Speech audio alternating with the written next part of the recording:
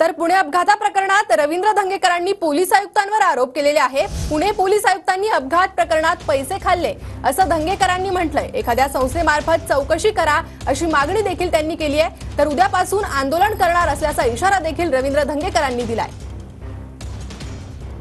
केला 304 कलम जे आहे ते ऍड केलं गेलं।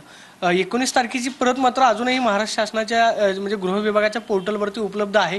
हे नेमकं कशामुळे असावं, म्हणजे 20 तारखेला 304 कलम ऍड केलं जातं मात्र पोर्टलवरती 19 तारखेची प्रत पाहायला मिळते।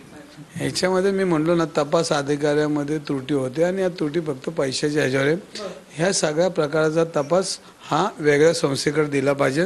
ह्याच्यामध्ये डिलिंग कुठं झालं, काय झालं, कोणी केलं, कुठल्या हॉटेलमध्ये झालं, पोलीस महासंचालक आयुक्तांना कसं पाकिट गेलं, ह्या सगळ्या गोष्टीचा तपास झाला पाहिजे। आणि हे गंभीर आरोप करतात पोलीस आयुक्तांवर।